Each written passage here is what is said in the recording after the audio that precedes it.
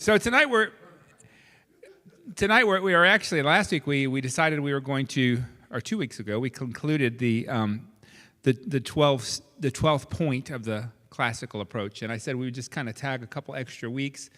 I think it's good to cover some things. And matter of fact, as I was putting tonight together, I realized, well, I have a lot of material, so I could have went forever, but we got to start landing the plane, right? So I will say to you, one of the things that I want to encourage you to do is let this be a lifelong endeavor to learn more and more about apologetics, and because there's always new arguments, there's always new science, there's always new ideas and thoughts in our world, and we have to be able to give an answer that would combat those things. And so there's lots of resources, and I encourage you to utilize them as much as possible. So tonight, we just wanted to add a couple additional arguments and evidence that support key points from the study already, from the 12 classical points. I'm not adding to the points, but I'm kind of talking a little bit about some areas that we could, while you're talking about those points, you could use to shore them up. We've covered a lot of ground already, and I really want to talk tonight specifically about a couple of arguments. I thought about where should I go, and I really landed on two arguments that I feel like I found as a young Christian, that one from C.S. Lewis and one from reading Josh McDowell, and you could have got it from other people, but C.S. Lewis is definitely the author of one, and I want to bring that to you. And then I thought, just in the last year or two, I started looking at some other arguments that aren't as popular, but I still think they're good. And so you're like, well, you just whet our appetite for wondering what you're talking about. So I'll go ahead and jump in, okay? The first one that I want to talk about would really feed into the point that it's true that a theistic God exists. Remember, and it's called the argument from beauty. I don't know if you remember when I preached a month or two ago. I can't remember when I preached last, but I had shared, or I got up and I spoke on a Sunday morning, and I talked to you about how that one morning I was having a devotional. As I looked around the room, I just saw some flowers, and I saw the books, I saw the color, just God began to minister to me through the beauty that was in the room, and even my little dog, when he jumped on my lap and I looked down his little face, and I just thought, wow, why do I think this dog's so attractive, Why are sunsets good looking, and why is it beautiful to stand out in the middle of the desert and look at the Milky Way? Why is that? And why is it that everyone thinks that, right? And I think in that I go, well, there's got to be arguments for this. I mean, I was just kind of just getting it on my own from Jesus, and then I saw people that actually postulate arguments for this. And so here is one called the argument for beauty. And I think it's a good argument because the argument from beauty suggests that the existence of beauty in the world points to God, right? I mean, because if you think about it, there's no reason for beauty. Like if we were just time plus space, time plus chance plus matter, and it was just random things coming together, then why all of the intricacy? Why the beauty? Why the awe? And so that got me really thinking, and so I began to research, and it's more than just a biological response. I mean, you don't need the intricacy of flowers and the beauty. I mean, just so many things that you look at and go, wow, this seems to me, and I think it's funny because I think even as a kid, I mean, I didn't even have to have anyone tell me, right? I just looked and started noticing things that I thought, wow, this is pretty amazing, Isn't this pretty, Dad? Isn't this pretty, Mom? And my kids picked it up too, and then I went out of the country and found out that other kids in other countries say the same things. And, what I'm saying is there's something that's universal in beauty. And it evokes a sense of awe and evokes a sense of wonder that I think goes beyond just, survival instincts, that we just have to have these colors and this beauty and the hues that we see. So the key points to this is that beauty in nature, in art, and I'm not just talking about that. I'm talking about art. I love, I don't know if some people, obviously not everyone loves art to the same degree, but I can go into an art museum and just sit there for hours and look at stuff. And I think about the strokes, I think about the colors, I think about what was the person thinking, I think about the material, whatever they're painting, whatever the image is itself, and I just get enraptured in it. And I think that the fact that that has gone on from the beginning of time tells us a lot, right? People just love art, right? People love to have art around them. Music is the same way. Music is incredible, right? I mean, music can take me to all kinds of places. Isn't it amazing how when you listen to music, it takes you back to an age and a day, and it reminds you, but it's the beauty of just sitting and listening. And as a kid, I remember I wasn't quite as enamored with a symphony, but as I got older and I went and watched orchestras and symphonies, I was just amazed at the melodies and the music that would come forth. And you think, wow, isn't that beautiful? It's amazing that we even would call it beauty, but we agree on it. Now we agree that there are different things that some people are moved more by than others, but generally speaking, music moves people. I mean, art moves people. Nature, and the beauty of nature, moves people. And so if we were purely material beings shaped by evolution, why would we have this appreciation for beauty that seems to serve really no purpose of surviving? If survival of the fittest is why we're here, then why do people take their time and instead of going out and hunting and gathering and doing all these things, they stop and look at paintings and sunsets? And my wife loves to chase sunsets. And when we lived on the beach in Biloxi, where we just moved here from, every night she wanted to be on the beach just chasing the sunset. So here's a syllogism. Wasn't going to come up with one, but I have one. If beauty exists and it evokes a sense of the transcendent, it suggests something beyond the material world. We can say beauty does exist, and it does often evoke a transcendent experience. People are transcended by that. They're lifted out of their circumstances, aren't they? When people are even in a down place, a song, a beautiful sunset or sunrise or painting can lift you. It's amazing what it can do for us, right? So there's something in us that does that. And so it does exist, and it evokes a transcendent experience. Therefore, really a source beyond the material world, such as a divine creator, is the best explanation for the existence of beauty. Now, the reason I didn't start with this one is a little more subjective, but I think it's more objective than people want to admit, because I think if people want to argue this because they're like, oh yeah, well, there's all kinds of people who don't like music and don't like this or don't like that. But generally, everyone does, right? Generally, everyone loves, even someone who's really attractive. Generally, someone can look at somebody who's very attractive and they'll say, this is the prettiest woman in the world, or the prettiest, handsomest guy in the world, or whatever. Or look at this baby. This is the best looking baby. And usually people don't go, well, why in the world would you nominate that guy? Now, it could happen, but generally speaking, we all recognize attractiveness, right? So a source beyond the material world, such as a divine creator, is the best explanation, because it doesn't make sense. This is a simple argument, but it's one that you can, I'm telling you, believe it or not, is as simple as it is. I've shared it with a lot of people, even just unsafe people, just slowing them down to say, wow, isn't this amazing?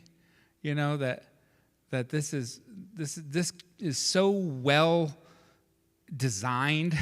And they're like, what do you mean by designed? And I'm like, the colors of the sunset tonight and the way that they hit and the fact that the sun hits them at just this right time. And I mean, why is it like this? I mean, why does the sky look blue when it doesn't make a lot of sense and everything's hued out like it is and the clouds? These are things that we should slow down and appreciate for the glory and the majesty of God, right? And I don't know. I mean, the Bible doesn't tell us how Abraham came to know God, but conjecture to me would be that he saw God in nature. And the Bible says God has been clearly seen through what has been made in Romans chapter 1. So that tells me what has been made has an ability to speak to us about the existence of God. And so I'm not going to spend a lot of time on this, but I do think that I would suggest that we at least investigate that, because it's a good opportunity when you're just with somebody looking at Christmas lights this Christmas. Or, I don't know if you guys have ever been out into Henderson. They do this cactus garden where they light up the cactus. And I thought, cactus garden? Who wants to go to a cactus garden? And I went there and I was like, I was looking at the cactus. They were so beautiful. And the lights on them. And I was like, this is one of the coolest Christmas things I've ever seen. If you've not been to the cactus garden, you need to go there, right? Probably, I don't know if most people have been there. But if you haven't. But during this Christmas season, what an opportunity for you to open the door to talk about God, or to talk about, the fact that he made the beauty of the Christmas tree or the lights or whatever it is that does that. So some of the objections, some may argue that beauty is purely subjective, like I said, and it's rooted in evolutionary biology, but it fails to explain why humans across all cultures and all times have been moved by things like sunset, music, art, pointing instead to really a universal. And that's what I'm saying about when I say the argument from beauty, that it's very universal. It's everywhere in every culture. And I went to Rome, and I've been and seen just the majesty of some of these buildings that they built. Or got to go to Paris and see the Louvre. And like I said, I'll sit for hours looking at the paintings, But it's everywhere. I mean, you can go to the Taj Mahal in India, and just see that in all these countries, people appreciate things. And sometimes it's really simple art that you could go into a very indigenous tribe where they have simple art and beadwork, and you think, wow, isn't that beautiful that someone made that, or a rug or an outfit that's detailed and woven, and you just sit there. And if we would slow down, and sometimes we're such in a hurry to appreciate those things. So I think it's an easy conversation because most people appreciate these. So that's why I wanted to bring it to you tonight. Is that a good reason? And so talk about the universalness of beauty and use it, man. I'm telling you. I've used it to open doors, and I'm not saying that people are going to accept Jesus over it, but they're going to start thinking about things like that. And it's funny because most people I found who just have a kind of a general belief that there might be something possibly will attribute it to God, which is kind of a good place to kind of push them, right? And then you have opportunities to talk about the God that you know. So using the conversation to get them there. So I thought it would be worth bringing tonight. Another one I want to talk about is called the argument from desire, and it's very similar. The argument from desire, it posits the belief that our innate desires, like within us, and one of them would be the desire to go to those transcendent places, that the desire that makes me go with my wife at 2 a.m. out into the desert because she heard that they're going to have the Northern Lights possibly viewable this past year, But something that would get you to go and do that. There's something in us that sometimes drives us. But there's the innate desires that point us to the existence of something beyond this world that we have a natural desire for. It's funny because we have a natural hunger for food, right? We have a thirst for water. In other words, if you had a hunger and there was no such thing as food, it wouldn't make sense. But I'm hungry, and I know that food meets that need, right?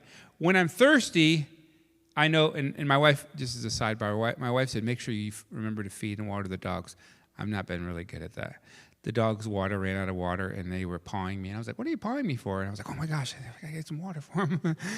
So they were telling me we're very thirsty. The point I'm making is when you have a thirst, a hunger, a desire for something, then there's something that corresponds with the desire. Does that make sense? This is a simple argument. We also have a deep desire in our lives for meaning, for purpose, for happiness, and something that the world doesn't satisfy, right? But we have this hunger. And so the argument from desire, the key points are that every natural, innate desire that we experience has a corresponding reality. Like I said, hunger for food, thirst for water. You could even say the existential experience of beauty that draws you to it and makes us go out and in the fall and go to towns that have trees that are changing color just to drive around, right? And something about that. So every natural innate desire we experience has a corresponding reality. Humans universally, the same with beauty, we universally have a desire for this transcendent meaning and purpose and joy that the world cannot satisfy with. And people, honestly, and this is really a good kind of open door to talk to people about addiction and things. I don't know who coined it initially, but I've heard it posited by some theologians that we all have a God-shaped vacuum within us, right? We have this empty space that only God can fill. And if we don't know God, we'll try to fill that with all kinds of things. We'll fill it with sex, we'll fill it with relationships, we'll fill it with money, we'll fill it with alcohol, we'll fill it with drugs, we'll fill it with jobs, we'll try to fill it with, because we're trying to get satisfaction for this emptiness, this sense of I have a desire, this desire for more, and those things always empty out. And so you can use it to talk about the fact that God-shaped vacuum is evidence of a God, because why would you have this vacuum for meaning and purpose? And oftentimes when I'm talking about the argument from desire with people, I'll just kind of posit it. Usually when I'm talking to somebody, I'll say, matter of fact, I was talking to a guy just this week. I said, if there is no God, there's no meaning, there's no purpose, and there's no value. There just isn't. And it just makes sense. Think about it. If we're just stardust or, meat bags, I don't know what you want to call us. If we're just the random possibility that we came here by chance and there's no meaning, purpose, or value to anything, we might as well kill one another, take one another's stuff. We might as well do our own thing, eat, drink, and be merry, live our life. But we know innate within us that we have this desire for that, for meaning, for purpose. And it's funny, sometimes when you're talking to these unsaved people who don't necessarily believe in God, if you appeal to this desire for meaning, everybody has it. Everybody wants to know what am I here for? Or what can I? Or it's just in us, right? Value. Am I valuable? People want to know they're valuable. Why do we want to know we're valuable? Who cares if we're just like tree bark, right? We're no different than an ant, or no different. So you can appeal to people from the argument from desire that we have for meaning, purpose, and value. Are you getting it? So every natural innate desire in us, and use the food, use the water, and then bring that to these kind of deeper, universally transcendent things. So this unfulfilled desire suggests that there's something beyond this world that can meet it, which points to God. And so here's a syllogism. Every natural desire has a real object that can fulfill it. Hunger, food. Humans have a natural desire for something beyond the material world, and you give them the, meaning, joy. Therefore, there must be something beyond this world, such as God, that can fulfill this. And so use these arguments because they're super simple, and they're just philosophical conversations that you get them to start thinking in a different track, okay? You getting it? Here's one of the objections that you might get. Some skeptics might say that our deep desire for things like meaning, purpose, and eternal joy are just psychological tricks, right? That our minds play on us, products of evolution, which I just get amazed at, but I've heard people tell me that. And they help us deal with the uncertainties or the challenges of life. But if that were the case, it would be really odd, because every other natural built-in desire, if you think about it, when I'm feeling hungry, there is food. When I'm feeling thirsty, there is water. So if I'm feeling empty from meaning, then there must be something meaningful, ultimate meaning.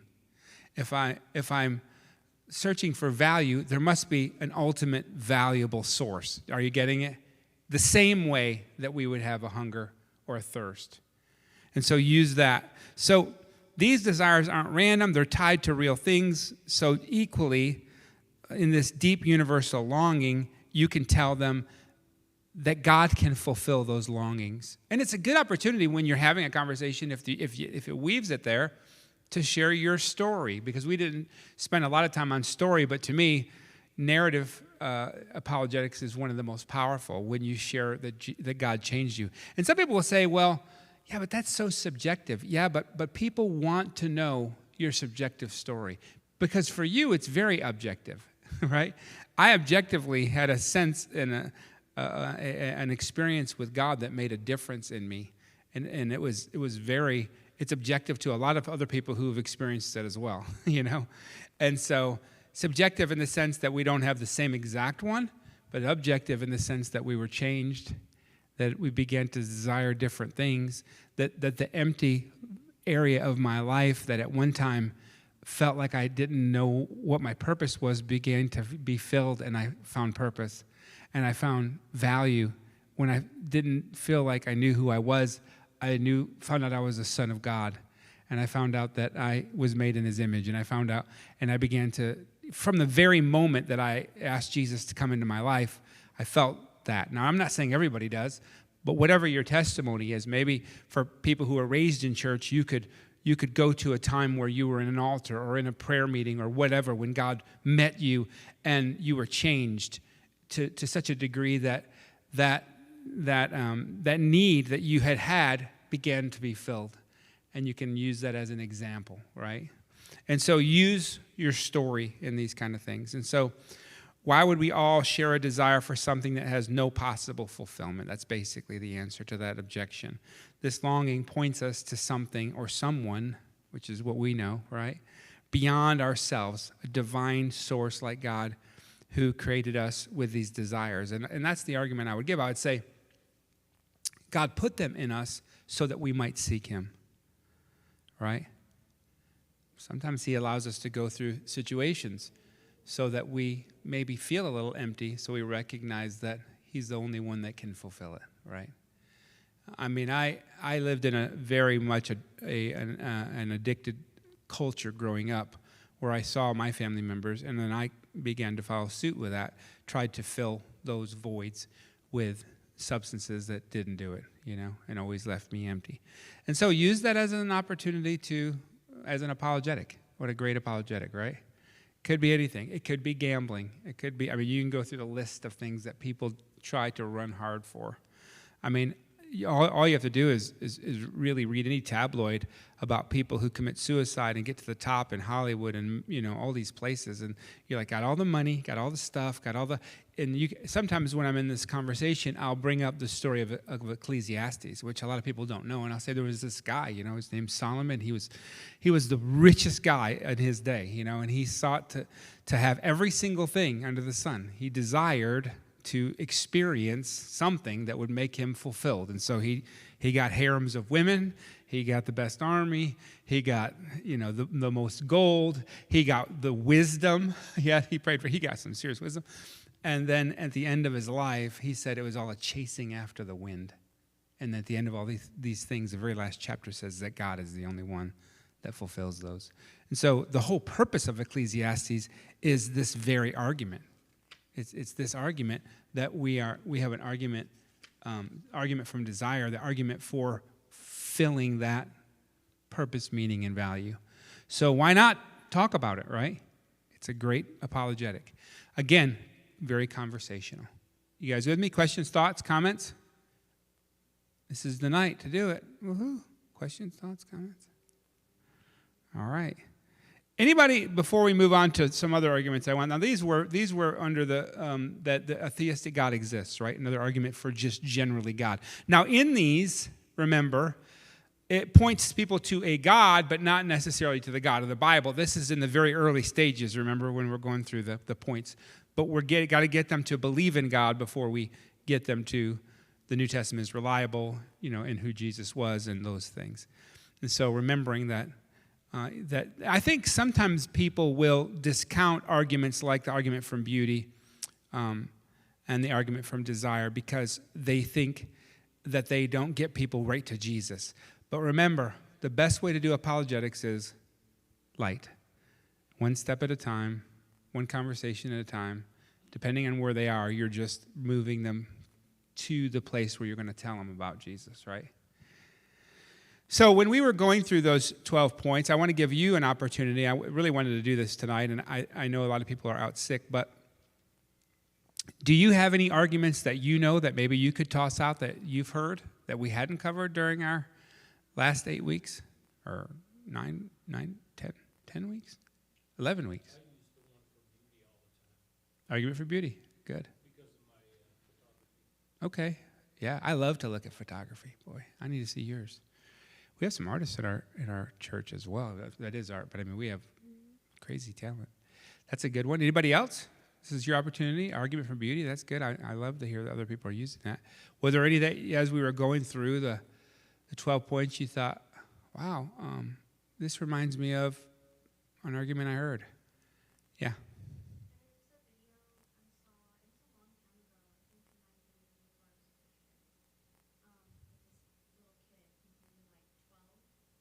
Okay.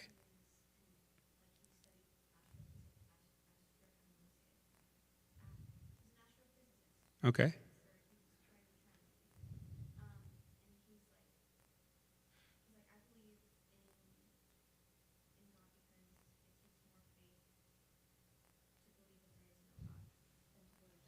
Okay. So the argument. Yeah. So the argument, if you're watching this online, that Crystal brought up is that she saw or heard a young boy who talked about it takes more faith to believe that there isn't a God, which is a good argument, right? And sometimes when we're talking to people, we always try to they try to put us on the defense. But, what is your evidence that there isn't a God?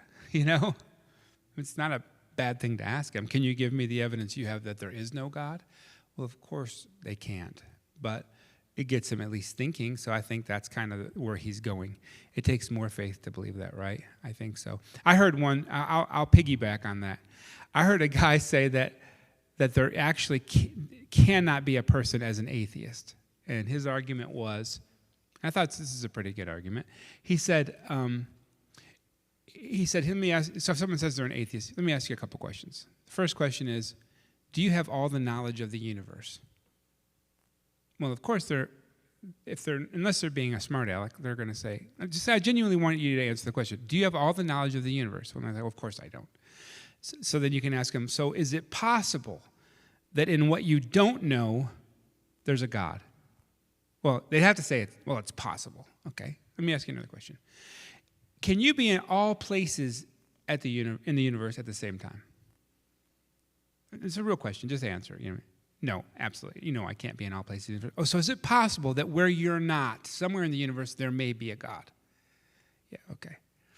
So the truth is, the only person who could actually be an atheist would be God, because he's the only one who has all the knowledge of the universe, and he can be all places at the same time, and he believes in himself. And I do that as a joke, right? So I say that to kind of get them thinking, because you're at least saying that you have to posit, yes, it's a possibility.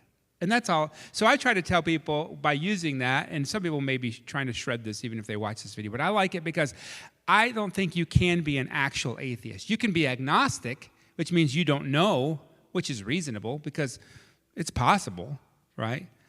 But that moves them one step. If I can move you from atheism to I'm not sure exactly, well, hey, we've moved somewhere. Are you getting it?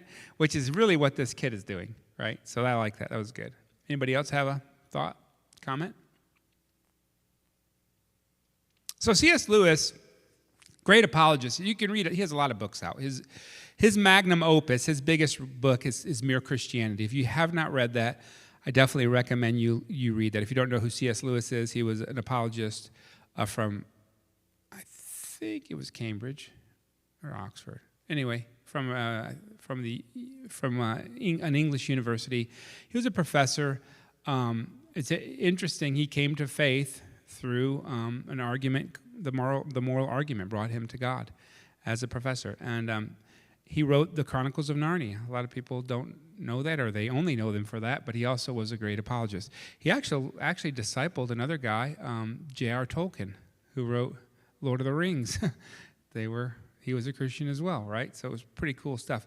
But C.S. Lewis has some great arguments, and one of them that I came across when I was a brand new Christian that I've used a lot over the years is the Lord, Liar, Lunatic argument. Have anybody heard that before?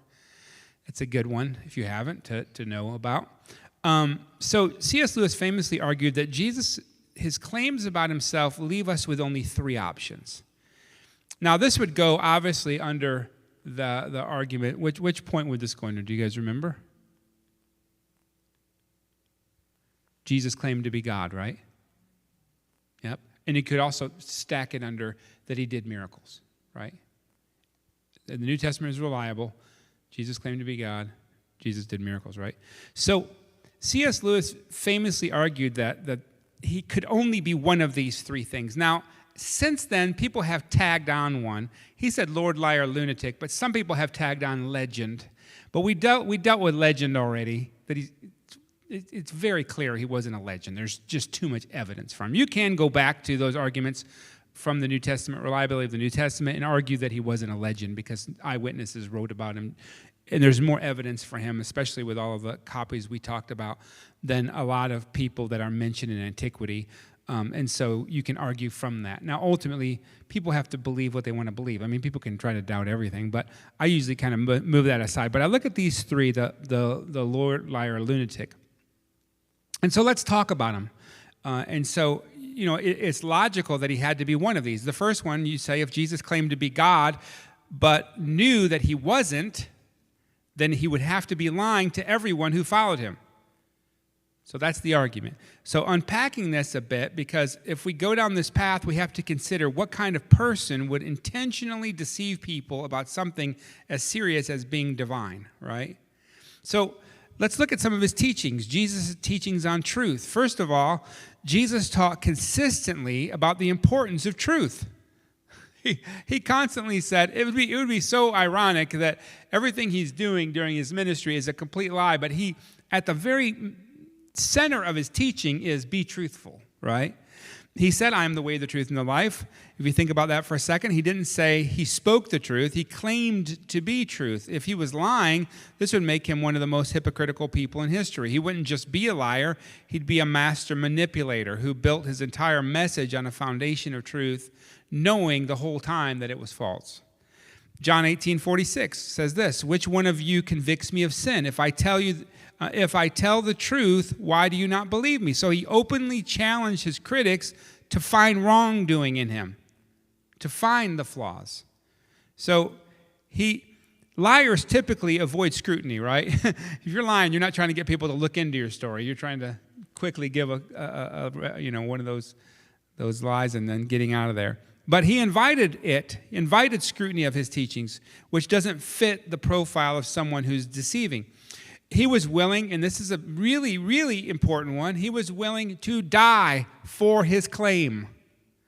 If you're a guy making up a religion, trying to deceive a bunch of people, when it gets down to the nitty-gritty and you're getting ready to go to death over it, and all you have to do is renounce it anytime, before Pilate, before Herod, before his accusers, he could have went a different way, but he held to his teaching. There's something to really think about. If Jesus knew he was lying about being God, why would he willingly go to the cross? Jesus said this in John chapter 10, verse 17 and 18. He said, no one takes it from me, his life he's talking about, but I lay it down on my own accord, which is exactly what he did.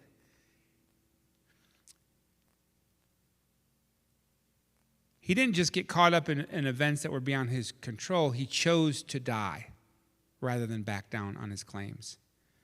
And it wasn't just Jesus, folks, because that's the next argument, right? Well, maybe he got a bunch of guys to, start a religion, man. Maybe they were passing the bucket trying to get rich, which we know they didn't. I mean, historically, we know they lived very modestly. But his disciples who would have known the truth.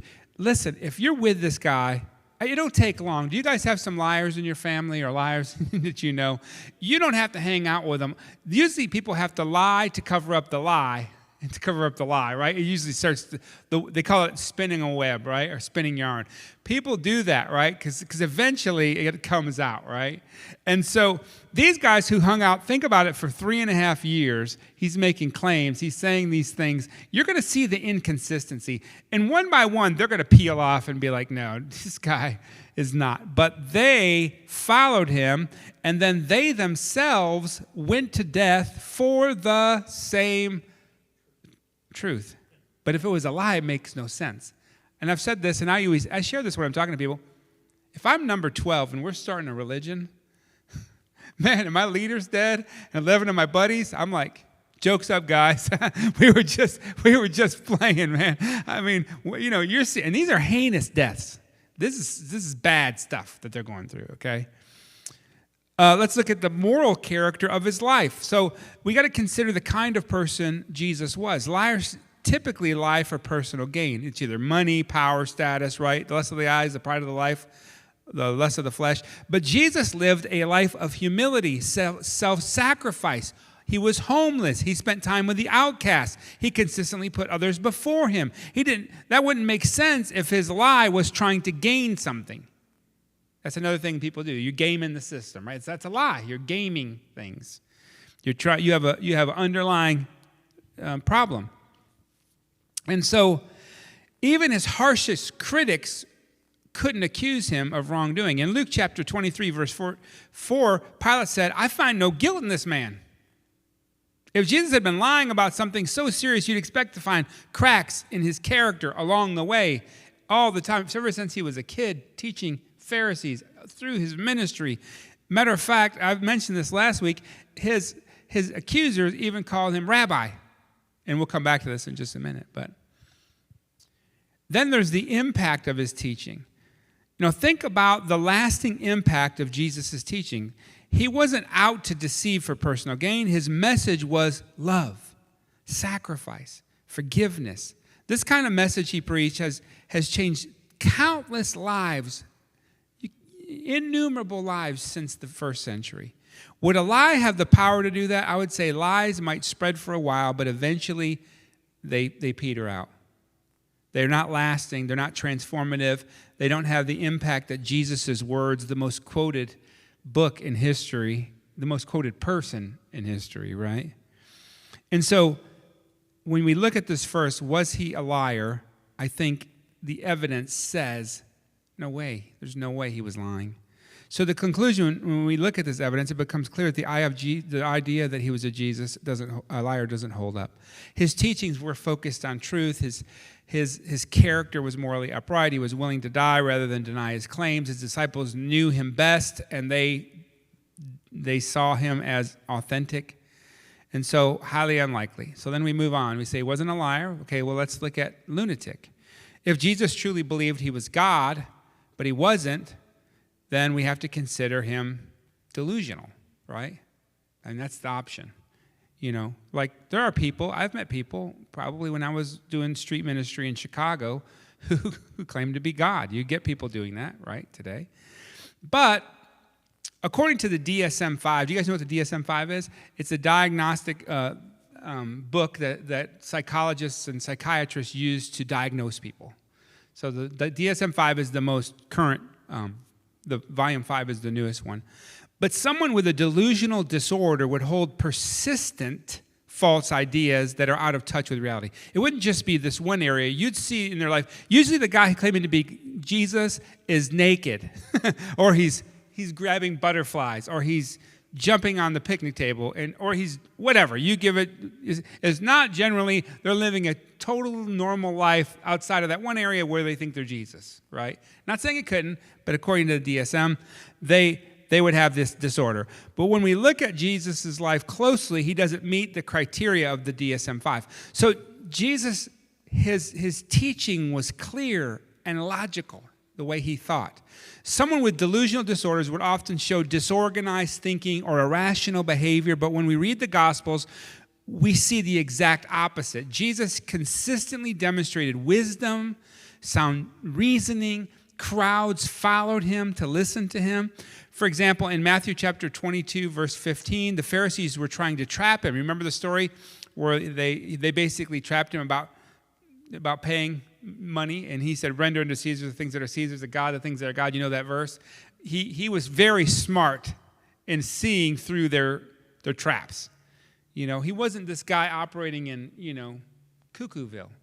And so his response was sharp, balanced, left them speechless. This is not the answer of somebody mentally unstable. Another one in Luke chapter 20, verse 25, where he answers to another loaded question, left his challengers amazed and silent. The way Jesus navigates these conversations shows him to be clear-minded, rational. And so you're like, okay, this doesn't line up with lunatic. We also can look at his emotional stability and his compassion. DSM-5 also notes that a person with severe delusions might have inappropriate emotional responses, right, where they just break out crying or break out with anger. I've had guys like that in our hospital where I can't remember what L2K, I think they put them in. That's what they call them. But they're people who have mental health and they need some hospitalization. And sometimes they have outbursts of anger, or they're screaming, or they go into rage, or they go into there's other things along with that. But we see Jesus showing incredible emotional stability. Even when his friend Lazarus died, he wept. He wasn't cold, detached. He was moved deeply. He wept over Israel. He had compassion for people who were sinners, like the woman who was going to be stoned. He constantly was in charge of his faculties, right? He had healthy human responses, not a behavior of someone disconnected from reality, thinking that they're God.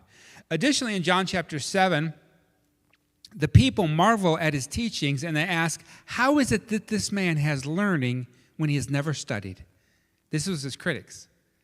How is it he's so learned? How is it he knows so much? So Jesus' deep understanding and insight amazed even those skeptical people. They're like, wow, where is this coming from? Right? Then you have the perspective of his closest followers. Again, the same way that they would have seen through the lies, they would see through the craziness. I'm just telling you. You guys are hanging out with him day in and day out. You're gonna start to say, he's kind of off on some stuff.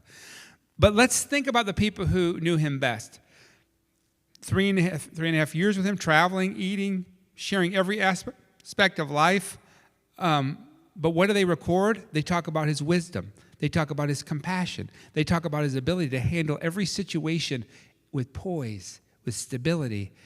Josh McDowell, in his book, Evidence That Demands a Verdict, and that's a good one I recommend that you get, he points out that the disciples had plenty of opportunities to see Jesus at his most vulnerable, yet they never describe him as erratic, unstable.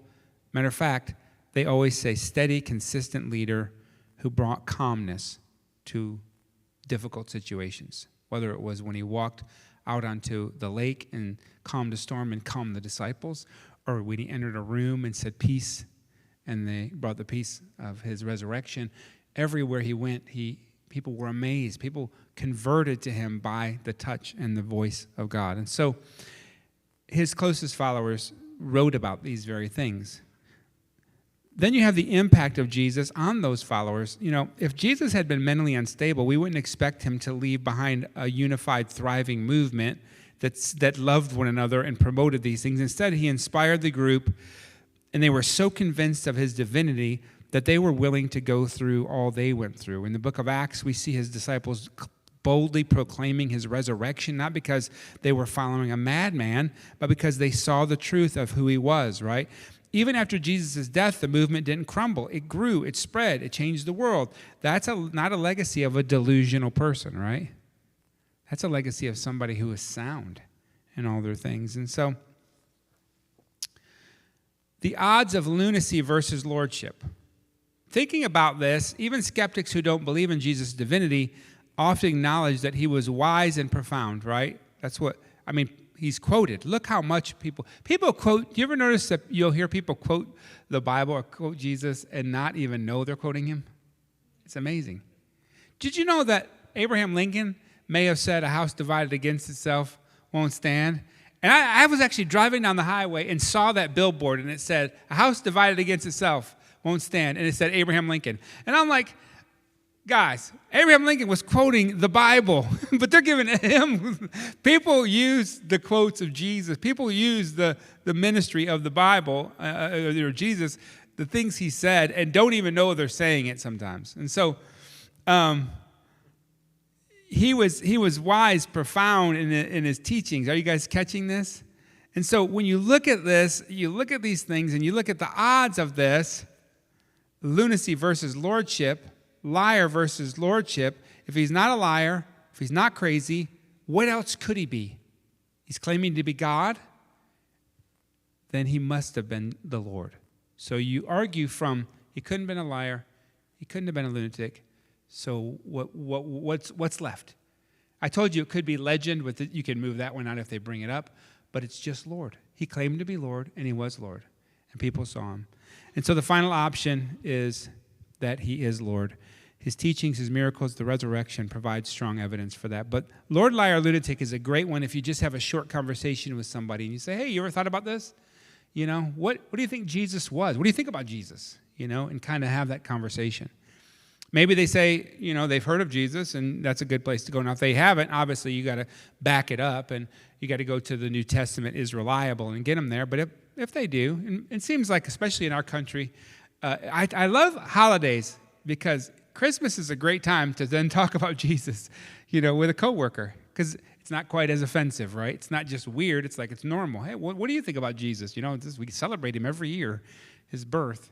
You know, I don't know. I never really thought about him. You know, I just see this manger thing, or maybe Santa. No, yeah, it's Christmas, you know, and kind of go there. Use this season coming up as a great opportunity, right?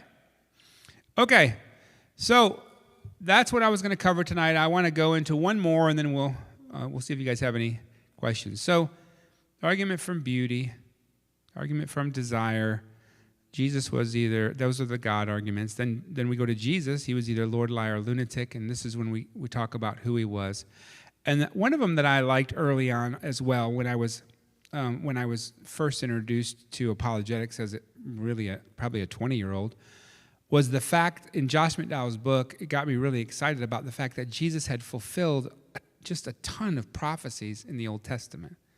And that's another really good one. Now, this is evidential apologetics. It's not the classical approach, but it's evidential. It's using evidence, okay, starting out with a belief that they believe that Jesus is actually a person, right? And you're going from there. Or they believe maybe that the Bible is true, and so you're using the Bible. And a lot of people still in our culture believe that. There's a lot of people who aren't Christians who would say that they've read the Bible, or they think there's some merit to the Bible, so you can use the Bible, what's called axiomatic. So it's almost, the thing I'm getting ready to share with you is self-proving. If one part of the Bible that was written, 1,500 years before another part had a fulfillment in that second part, you're like, wow, maybe we should take a look at this. And a lot of people don't know that. And remember how I told you guys one of the best ways that you can just get people, if you don't have a long time to talk to them, about God is you can say he's the best explanation for the beginning of the universe. He's the best explanation for the fine-tuning of the universe. God is the best explanation for objective moral values. God is the best explanation for the resurrection. God is the best explanation for consciousness, right? So if you just say those things, sometimes, remember I told you guys that's sometimes enough to, at least you don't have a ton of time, you're getting them to think about it. I used that just this past month, I think 2 weeks ago with somebody, and they were like, wow, I've never heard anybody, I never thought about all those things, right? Well, here's another one I often use, just about the Bible. I say, would you know the Bible was written by 40 different authors? There's 66 books. And they go, really? People don't know. I said, there's 66 books in the Bible. It's not just one book. There's 66 separate books. And they go, wow, I didn't know that. And I said, yeah, it was written by 40 different authors on 3 different continents over a period of 1,500 years. And it harmonizes from beginning to end. Isn't that amazing? And people, just that little one, I memorized that as a young Christian, gets people to go, I never even knew that, This isn't just a book like I read, I go pick up, the new Harry Potter, or not now, but an old Harry Potter novel and read it. It's not like that. It's not just a story. It's so memorize that. It's a great thing to put in the head, 40 different authors, 66 books, 3 different continents, Africa, Asia, Europe, over 1,500 years. And it harmonizes. Wow, that's pretty amazing. And then you can use that here. There's these fulfillments. So this is interesting. Jesus fulfilled a ton of messianic prophecies. It's going to be mind-blowing probably when I go into this, but there's a mathematician named Peter Stoner. And he actually did the math in his book called Science Speaks. He looked at the probability of just 8 prophecies being fulfilled by one person. In other words, 8 random things that were prophesied hundreds of years before that happened, that actually took place. 8 random things fulfilled. And he said this, and I love it. He says it's 1 in 100 quadrillion. Well, if I tell somebody, well, the odds of 8 prophecies is 1 in 100 quadrillion, they would say, I have no idea what that is. Who knows what a quadrillion is? So what he does, I like, is he gives a mental picture. He says, imagine the entire state of Texas. I always tell people, you ever been to Texas? You can drive across Texas for 12 hours and still be in Texas. That's how big Texas is. Is that crazy? take the entire state of Texas, talking about desert, city, that whole state, and then fill it with silver dollars 2 feet deep. The entire state, 2 feet deep. Okay, you got it? Get it in your mind. I tell people this. Then take one silver dollar, paint it red, throw it into the state, mix it up, blindfold them. The odds of them picking the one silver dollar in that state is just 8 prophecies being fulfilled. That's the one. Isn't that crazy? That's a visual. I like visuals. Do you guys like visuals? But he didn't stop there. He actually calculated, this guy Stoner, the odds of one person fulfilling 48 prophecies says it's 1 in 10 to the 157th power. To put that in perspective, he said it's beyond the estimated number of atoms in the whole universe. That's the odds. So you got all the atoms in the whole universe, paint one red, blindfold the guy, and choose the atom. That's atoms, folks, right? Now think about this. Okay, we had 8, we have 48. Jesus fulfilled not 8, not 48, over 300 prophecies. The odds of that happen are really incalculable. It's called 8 million trillion to 1. And it's clear that we're not dealing with just chance. So the fulfillment of these prophecies points directly to a divine hand at work, making it statistically impossible for anyone other than a Messiah to fit that description. And so then it's good to look at a few. Now, obviously, we're not going to go through all 300, okay? I just chose a few tonight. So here's a big one, right? He was born of a virgin. In Isaiah chapter 7, verse 14, it says, "Therefore the Lord himself will give you a sign. Behold, the virgin shall conceive and bear a son, and shall call his name Emmanuel." Remember, hundreds and hundreds of years before his birth, Isaiah penned these words. And then the fulfillment in Matthew chapter 1. All this took place to fulfill what the Lord had spoken by the prophet. "Behold, the virgin shall conceive and bear a son, and they shall call him Emmanuel." We know that was fulfilled. And this daughter, this girl, who, according to her, according to the eyewitnesses, according to the people that wrote the New Testament, did not have a relationship. And trust me, this is a stonable event. This is a big deal to have a baby out of wedlock and claim that. And yet, here we have it, right? He was born in Bethlehem, okay? Micah chapter 5, verse 2, "But you, O Bethlehem, Ephrath, who are too little to be among the clans of Judah, from you shall come forth for me one who is to be the ruler in Israel." Then we have Matthew chapter 2. "Now after Jesus was born in Bethlehem of Judea in the days of Herod the king," and we know the story, and that's just one verse, but Jesus fulfilled where he would be born. Isaiah chapter 23, verse 5, "He would be a descendant of David," which, folks, listen, you ever do the tree through what's it called? The one in Utah, what's it called? The company that you can, I'm actually signed up for it, I can't think of it. Check your family tree. You pay money. Ancestry.com, yeah. You can check that tree. You ain't getting to everybody. People get amazed when they get somebody on the Mayflower, right? But look at this. Hundreds and hundreds of years before, "Behold, declares the Lord, when I will raise up for David a righteous branch," this fulfillment. "He will be great," in Luke chapter 1, "and will be called the Son of the Most High, and the Lord God will give him the throne of his father David." See, the Pharisees and the Sadducees, when they studied it, they knew a Messiah would come through the line of David. There's a lot of verses, but I pointed out one. And when he did, when he came on, this man Jesus, when you followed his tree, it went through David, right?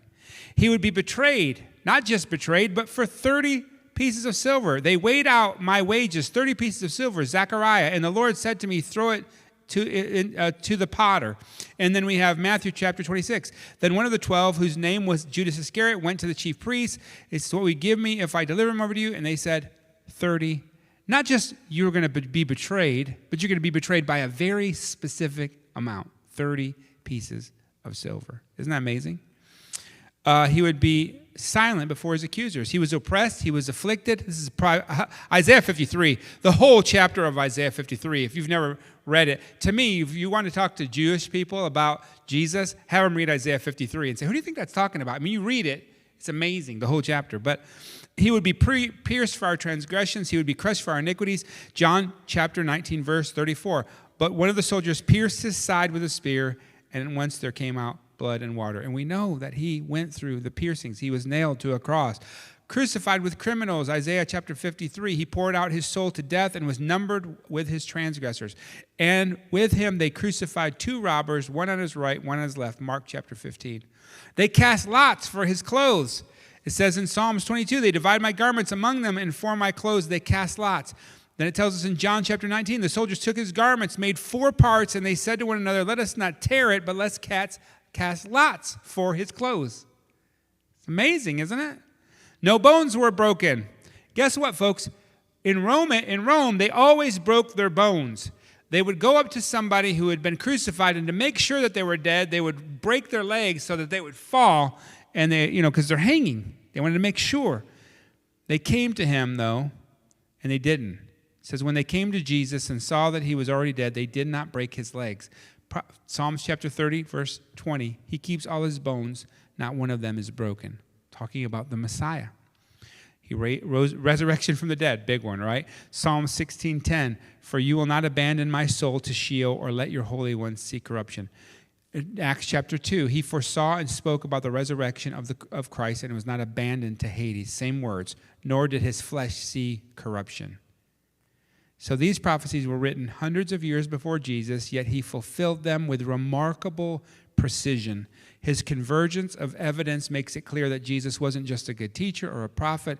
He was the promised Messiah whose life was a fulfillment. And then again, you can argue to the fact that he claimed to be God and that he did miracles. So if he claimed to be God, did miracles, and fulfilled prophecies, man, that's building a case, isn't it? There is a great case for Jesus. Some of the objections, and then we'll close out tonight. Jesus could have intentionally fulfilled the prophecies, and that is true. And matter of fact, sometimes he actually did. He said, and this is in fulfillment because he knew the Bible. So he did things, like he sent them to go get a donkey, right? There's some things he did know, but that doesn't mean anything. He still put it in the minds of all those people those years before. But here's an answer for that. There's some things he could not. How he was going to be betrayed, what city he was going to be born in, how he was going to be born of a virgin. I mean, we start to whittle these down. After his death, that he's not going to have broken legs. These are not things he just did. So that argument goes down, right? Because you can then tell him, okay, well, let's say that all those ones that he said that, we'll just remove those.